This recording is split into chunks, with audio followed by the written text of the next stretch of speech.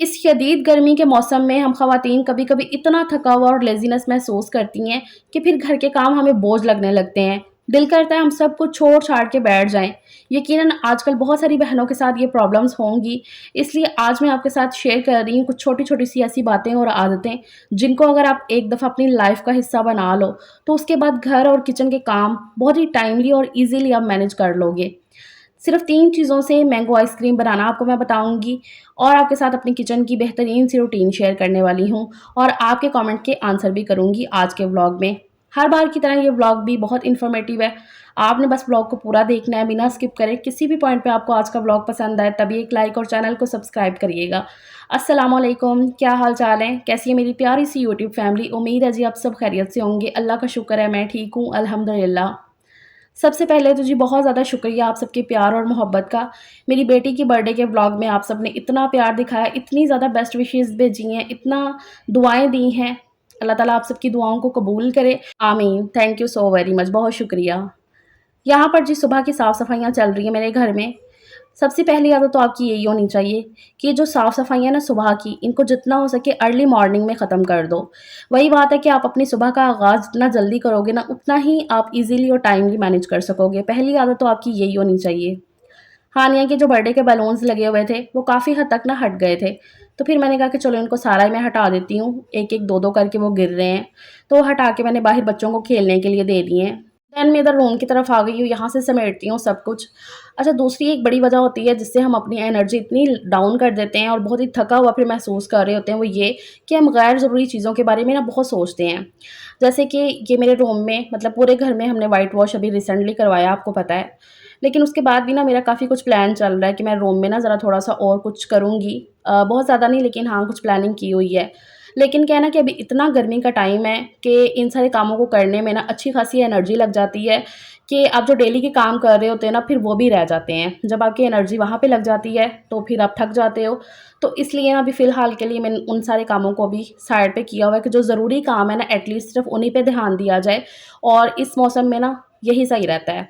तभी आप ईज़िली अपने घर के जो ज़रूरी काम हैं डेली के होने वाले, उनको मैनेज कर सकोगे। एक्स्ट्रा काम अगर आजकल के ये जो मौसम में निकाल के बैठोगे ना, तो फिर आपकी जो तबीयत है वो भी ख़राब हो जाएगी क्योंकि गर्मी इतनी ज़्यादा है। स्पेशली ये जो हबस का मौसम स्टार्ट हो गया है, बस अभी कुछ ही स्टार्ट हुआ है, आगे और ज़्यादा हबस होगी। तो इस मौसम में तो ज़्यादा इन सारी चीज़ों को एहतियात करनी पड़ती है। तो इसलिए फ़िलहाल के लिए तो मैंने कहा कि चलो ठीक है, जब मौसम अच्छा होगा ना तब देखी जाएगी। तो फ़िलहाल के लिए मैंने इन सारे कामों को छोड़ दिया और इसी तरह करना चाहिए। हम कभी-कभी इतना ज़्यादा सोच लेते हैं उन सारी चीज़ों को कि नहीं भई वो ज़रूरी है, मैंने करना है, प्लान किया हुआ है, करना ही करना है। तो हो जाएगा, सारे काम हो जाते हैं, लेकिन हाँ, एक तरीके से आपकी तबीयत को भी आपने देखना होता है क्योंकि एक औरत के साथ ही घर पूरा होता है। आपकी तबीयत सही रहेगी तो आप अपने घर को बहुत ही ईज़िली अच्छे से मैनेज कर सकोगे। तो ये ध्यान आपने लाज़मी रखना है। इसमें कोई झूठ वाली बात नहीं है कि शदीद गर्मी के मौसम में ना बहुत जल्दी थकावट हो जाती है। लेकिन बात वही है कि अगर आप जितना अपने कामों को जल्दी उठ के मैनेज कर लेंगे, ठंडे-ठंडे में अपने कामों को ख़त्म करेंगे, उतनी आपकी एनर्जी जो है ना वो सेव रहेगी। तो बस ये जो सुबह का जल्दी आगाज़ है ना, ये तो आपने करना कभी भूलना ही नहीं है, फिर मौसम चाहे जैसा भी हो। इस तरह से जी घर के मैंने सुबह के अपने सारे काम अल्लाह का शुक्र है ख़त्म कर लिए और यकीन करें सिर्फ़ 25 से 20 मिनट लगे हैं मुझे विद रिकॉर्ड करते हुए। क्योंकि डेली में ना इतना ज़्यादा खलारा नहीं होता है और बाकी घर के हिसाब से भी ना होता है। अल्लाह का शुक्र है मेरा छोटा-सा घर है और मैंने जल्दी से साफ़ कर लिया। फ्रेश होके आ गई हूँ मैं।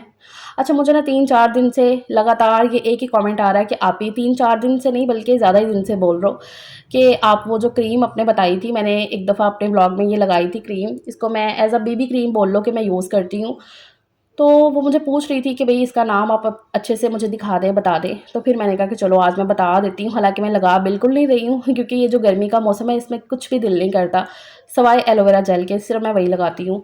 अच्छा, यहाँ पर मैं इसकी पिगमेंटेशन दिखा रही थी कि बिल्कुल मटर के दाने जितनी निकालो, इसको लगा लो और बिल्कुल ऐसा लगता है जैसे आपने ना कोई बीबी क्रीम लगाई है, हल्की-सी बेस वाला टेक्सचर आ जाता है आपके फेस पे। तो मैं आपको वही हाथ पे लगा के दिखा रही हूँ। इसका स्क्रीनशॉट आप अब ले लेना, जिसने मुझे बहुत ज़्यादा कमेंट किए मेरी बहन ने, तो इसका स्क्रीनशॉट आप ले लो और काफ़ी अच्छी है ये और मुनासिब सी आ जाती है, इतनी ज़्यादा कोई महंगी भी नहीं है। इसको एज़ अ बीबी क्रीम भी आप यूज़ कर सकते हो और बहुत ही लाइट वेट है, लगता ही नहीं है कि आपने फेस पे कुछ लगाया है। तो ये है जी वो क्रीम जिसके बारे में आप पूछ रही थी। मुझे याद आया तो मैंने कहा सबसे पहले तो मैं यही दिखाती हूँ आपको। उसके बाद जी अब घर के साथ-साथ अपने बच्चों को, फैमिली को मैनेज करना एक औरत के लिए ना बड़ी ज़रूरी चीज़ हो जाती है। तो नाश्ता वगैरह करने के बाद मैं बच्चों को साथ ही बिठा देती हूँ पढ़ने के लिए। जो दोपहर का टाइम होता है ना, वो होता है गर्मी वाला। उसमें अच्छी खासी धूप होती है, इतनी ज़्यादा धूप होती है कि फिर गर्मी ज़्यादा लग रही होती है। इसलिए ना मैं कोशिश करती हूँ कि 11-12 बजे तक ना जितना हो सके अपने कामों को ना मैं मैनेज कर लूँ। ख़ैर आज तो हानिया ने छुट्टी की हुई थी मदरसा से, वरना वो जब मदरसा जाती है तो फिर तो मॉर्निंग में उसके पास टाइम नहीं होता है। लेकिन हाँ, मैं ज़यान को लेकर लाज़मी बैठ जाती हूँ पढ़ाने के लिए, क्योंकि मैंने ही बच्चों को पढ़ाना होता है। तो इसमें भी अच्छी खासी एनर्जी लगती है बच्चों को पढ़ाने में। तो बस फिर मेरी ये कोशिश होती है कि जितना हो सके मैं सुबह ही इन सारे कामों को ना निपटा लूँ। तो बच्चों को बिठा दिया मैंने पढ़ाने के लिए, वो पढ़ रहे हैं अपना, और मैं आ गई थी फिर किचन में, क्योंकि अभी मैंने साथ-साथ अपने चैनल को भी मैनेज करना है, तो उसके लिए भी मैंने कुछ ना कुछ रिकॉर्ड करना होता है। तो मुझे 2-3 दिन से ये भी कमेंट आ रहे थे कि आप आइसक्रीम बनाना बताना हमें, मैंगो आइसक्रीम, मैंगो का सीज़न है। तो इस बार ना मैंने 2 मैंगो ये बचा के रखे हुए थे कि मैं इसकी लाज़मी आइसक्रीम बनाऊँगी। तो यहाँ पर मैंने सामान मँगवा लिया, इसके लिए ज़्यादा कुछ सामान तो लगता नहीं है, बहुत ही मिनिमम सा सामान लगता है, लेकिन बहुत अच्छी आइसक्रीम घर पे बन जाती है। एंड बिलीव मी, बाहर से काफ़ी अच्छी और सस्ते में बनती है। अब जैसे कि 3 बच्चे और 2 जन हम बाहर से खाने जाओ तो आराम से 500-700 रुपया लगता है, और घर में ये ईज़िली 2-250 में बन जाती है और बहुत ही अच्छी, बाहर से काफ़ी ज़्यादा टेस्टी बनती है। और वैसे भी मैंगो का सीज़न है, तो मैंगो आइसक्रीम घर की हो तो फिर बात ही अलग होती है। और सबसे बड़ी बात ये भी है कि आपकी कुकिंग नॉलेज में इज़ाफ़ा होता है, अगर आपको कुकिंग का शौक है। अगर नहीं है तो फिर तो बाहर से आएगा। अच्छा, यहाँ पर मैंने 2 आम को कट कर लिया और इस ब्लेंडर में ऐड कर दिया है। मेरा वाला ब्लेंडर अच्छे से काम ही नहीं कर रही थी वो मशीन, तो वो वारंटी में तो मैं देकर आई हूँ सही होने के लिए, तो ये सामने वाली आंटी का मँगवाया था मैंने। अच्छा, इसके अंदर अभी मैंने 3 चम्मच भर के चीनी डाल दी है और साथ में ये क्रीम का पैकेट पूरा। ये बाहर के डब्बे वाली क्रीम की जगह आप घर की जो मलाई होती है, दूध से निकाली हुई, इकट्ठी की हुई, वो इस्तेमाल कर सकते हो। 2-3 चम्मच भर के वो डाल दो। मैंने इससे पहले जब भी ज़्यादा दफ़ा बनाई है ना, तो वो घर की मलाई का ही इस्तेमाल किया है। उससे भी बहुत अच्छा टेक्सचर आता है, बल्कि इससे ज़्यादा मज़े की बनती है। लेकिन क्या है कि आजकल मैं बिल्कुल भी मलाई इकट्ठी नहीं कर रही हूँ। बच्चे दूध पीते हैं शौक से मलाई वाला, तो देसी घी वो खाते ही नहीं है। तो फिर हस्बैंड कह रहे थे कि क्या ही फ़ायदा ना कि मलाई उतार के इकट्ठी करनी, तो ऐसे ये पी लिया करे। तो मैं बिल्कुल नहीं जोड़ती हूँ मलाई, वरना मैं पहले जोड़ लिया करती थी मलाई। तो अगर आप मलाई इकट्ठी करते हो ना, तो घर की मलाई का इस्तेमाल करो, उससे ज़्यादा अच्छी बनेगी और ज़्यादा जो है ना आपके बजट में आ जाएगी। अच्छा, मैंने इसमें 2 साशे एवरीडे दूध के, जो खुश्क दूध होता है, ड्राई दूध, तो उसके मैंने 2 साशे इसमें डाल दिए थे। आई थिंक 25 या 30 रुपए का ये छोटा वाला साशे आता है। तो ये 2 साशे मैंने मँगवाए थे। 1 साशे में से ना 2 चम्मच जितना दूध निकल आता है, खुश्क दूध। तो 4 चम्मच इसमें टोटल ये गए हैं। तो ये टोटल चीज़ें इसमें मैंने डाल के सारी चीज़ों को बस ब्लेंड कर लिया अच्छे तरीके से, और आइसक्रीम की ट्रे मैंने निकाल के साफ़ कर ली थी सुबह में ही। ये सारी मैंने मिक्सचर को इस आइसक्रीम की ट्रे के अंदर, सांचों के अंदर मैंने भर दिया है, और इस तरह से ना मैं टैप-टैप कर दूँगी ताकि इक्वली ना हर सांचे के अंदर जो है ना आइसक्रीम भरी जाए। अब इसको मैं बंद कर देती हूँ सिंपल इस तरह से, और इसको उठा के अब मैं रखती हूँ फ्रीज़र में। अच्छा, ये वाले आइसक्रीम सांचे मैंने न्यू लिए हैं, इससे पहले मेरे वो 4 वाले थे, तो वो ज़्यादा अच्छे थे। अच्छा, ये वाला सांचे मैं न्यू लेकर आई हूँ, इसमें मैं दूसरी या तीसरी बार जो है ना वो जमा रही हूँ।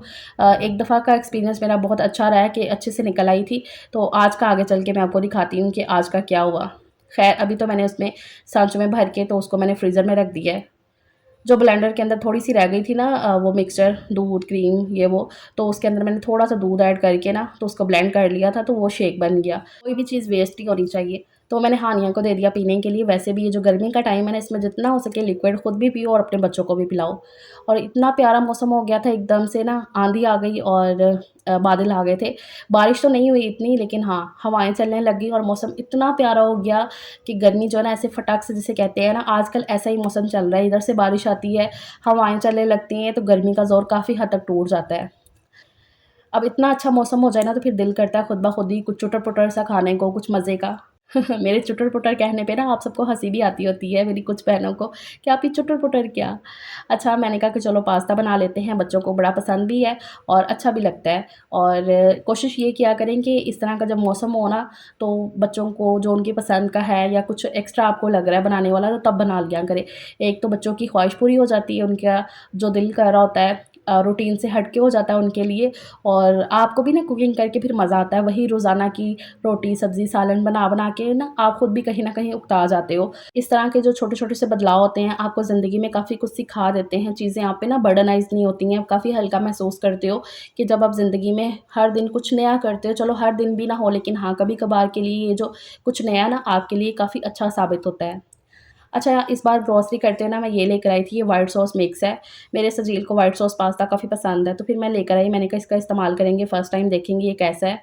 तो इसकी जो रेसिपी लिखी हुई थी ना, इसी को मैं फ़ॉलो कर रही थी। इसके अंदर सारा कुछ जो है ना मैदा वगैरह और बटर और जितने भी इंग्रीडिएंट होते हैं ना वो ऑरिगेनो वगैरह, तो वो सारा कुछ इसके अंदर मिक्स था। यहाँ पर मैंने जो है ना पास्ता फिर बॉयल करके निकाल लिया ठंडे पानी में से, और ये जो साशे है ना मैंने ये बाउल के अंदर डाल दिया सारा पूरा। और जो भी लिखा हुआ था उसके हिसाब से ना मैं इसको फ़ॉलो कर रही थी कि पूरा दूध इसमें जाएगा। पहले मैंने थोड़ा-सा दूध इसमें ऐड किया और अच्छे तरीके से ना मैंने विस्क के साथ इसको हिला लिया था, मिक्स कर लिया था ताकि गुठलियाँ ना बने इसके अंदर ना। मतलब जितनी भी रेसिपी लिखी हुई थी ना मैं उसी को फ़ॉलो कर रही थी। मतलब इसके लिए साशे के लिए कि इसको इस तरह से घोलना है, बाकी मैंने अपना भी कुछ चेंज किया था थोड़ा-सा ऊपर-नीचे करके। वेजिटेबल्स मैंने आज कुछ भी नहीं ऐड की, मैंने कहा कि सिर्फ़ चिकन मैं डालूँगी क्योंकि वो घर पे अवेलेबल था, तो मैंने वही जो है ना छोटे-छोटे पीसेस में कट कर लिया था। ख़ैर ये जो व्हाइट सॉस निकली थी उसमें से मिक्स निकला था, उसके अंदर मैंने दूध डाल के सारा मिक्स करके रख दिया साइड पे। यहाँ पर दूसरी साइड पे मैंने फ्राई पैन रख दिया चूल्हे पे, इसमें मैंने हल्का-सा ऑयल ऐड कर लिया 2-3 चम्मच जितना, और इसमें मैंने लहसुन को कूट के ऐड कर दिया है। अच्छा, ये जो सिलबट्टा जैसे क्या कूंडी डंडा कहेंगे, मतलब दोरी डंडा भी कहते हैं, छोटा-सा, तो ये मैं डॉलर शॉप से लेकर आई हूँ। इसके प्राइस मैंने बताए भी हैं, डॉलर शॉप के वही होते हैं 280 या 300। मतलब डॉलर की वैसे प्राइस है 280, 283, तो 300 की ना आपको चीज़ मिल जाती है। तो ये मैं 300 का लेकर आई हूँ पूरा, मैंने बताया भी था तब, लेकिन बहुत सारी बहनें पूछ रही थी तो इसलिए फिर मैंने कहा मैं दोबारा से बता देती हूँ। अच्छा, मैंने लहसुन कूट के इसमें ऐड कर दिया था, उसको हल्का-सा पकाया, तो फिर इसमें मैंने चिकन डाल दिया, चिकन को भी हल्का-सा फ्राई कर लिया था। जब इसका कलर चेंज हो गया, तो इसमें मैं ये टिक्का मसाला डाल रही हूँ। ये हमारा मोस्ट फेवरेट है टिक्के मसाले का ना फ्लेवर, मेरे बच्चों को हम सबको बड़ा पसंद है। साथ में मैंने घर की सिर्फ़ कुटी लाल मिर्च और नमक ऐड कर दिया था। अच्छा, जब पास्ता बॉयल करते हुए ना जो उसका पानी होता है ना स्ट्रेन करते हुए, मैं ज़रा थोड़ा-सा बचा लेती हूँ। तो वो वाला पानी ऐड करो ना पास्ता बनाते हुए, कि आपको जहाँ पे पानी की ज़रूरत लग रही है तो आप वो वाला पानी ऐड कर दो, तो बहुत ही मज़े का फ्लेवर आता है उसका। तो वो मैंने ऐड कर दिया था चिकन के अंदर और हल्का-सा उसको पका लिया था।